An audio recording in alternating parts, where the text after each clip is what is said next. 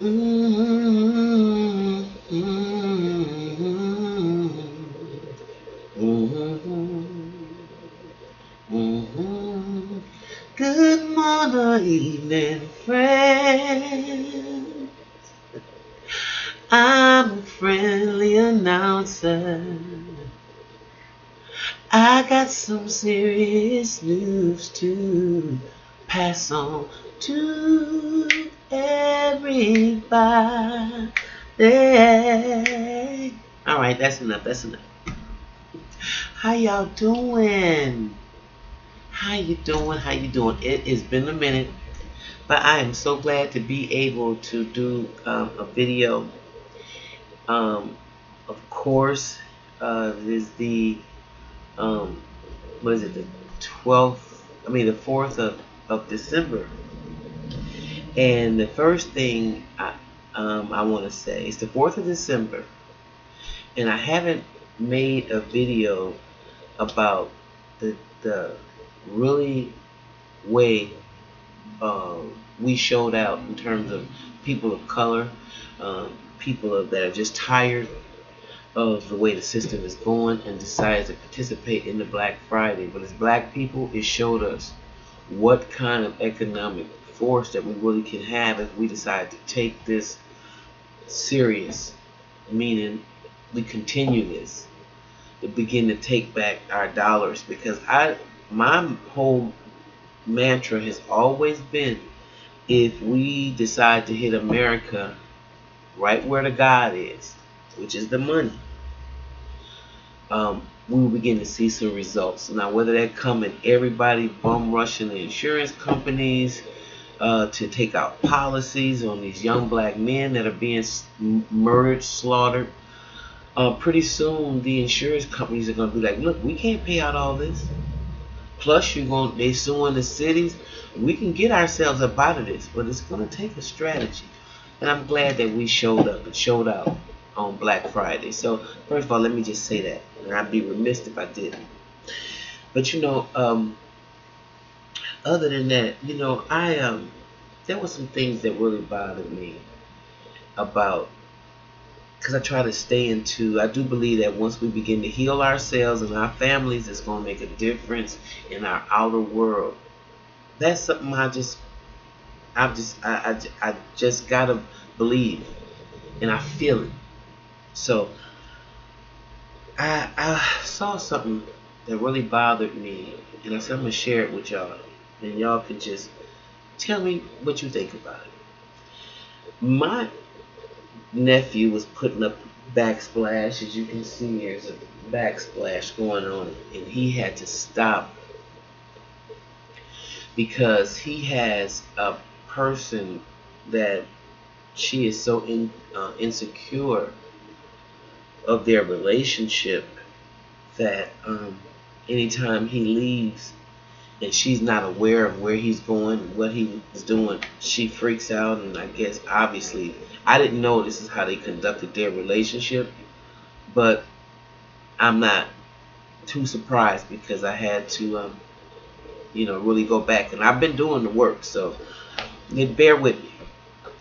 So not only was I sad for him, I'm like, oh my God, I need to get him some 5150 gear because he's got it's some crazy shit going on there.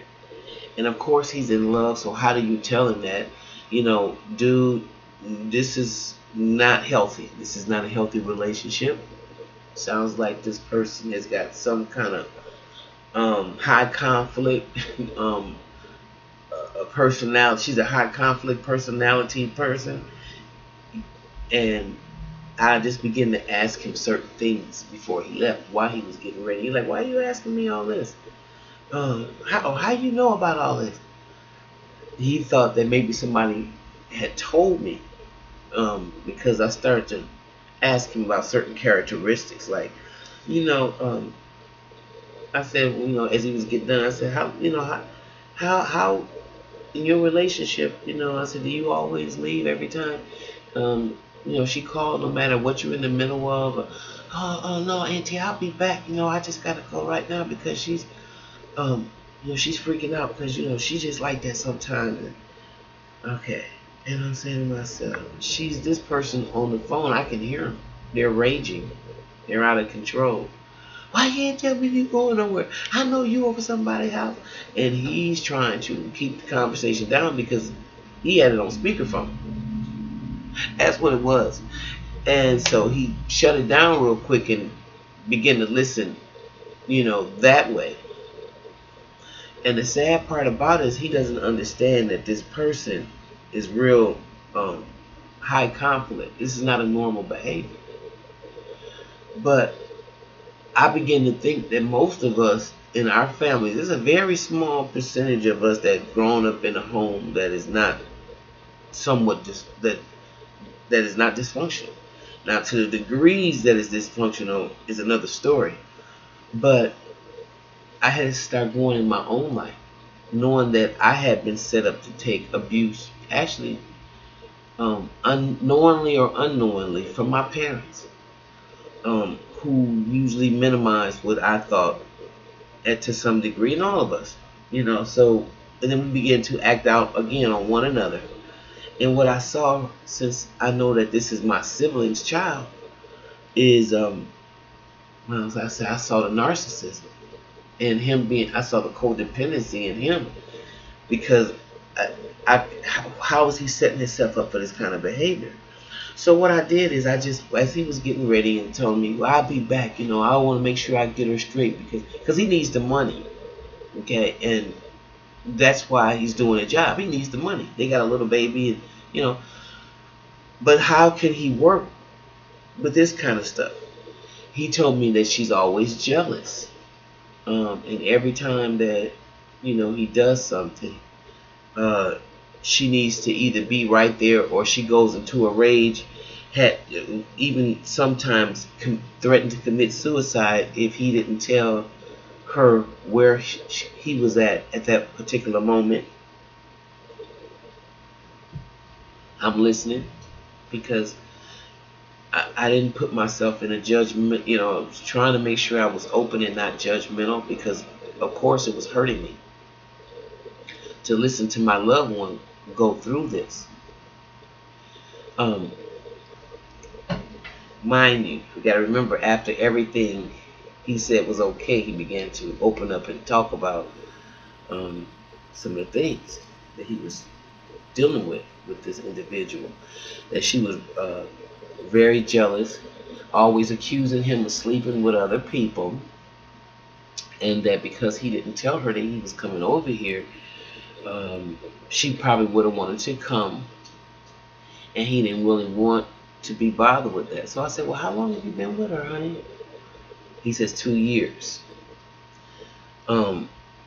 He said that she's also threatened to commit suicide when he's wanting to go with his friends to watch the game or just be away from her and the baby. And he said, oh no, but I got it under control. It's just that she acts like that. It's all good though. But I was looking at him and I knew it wasn't all good.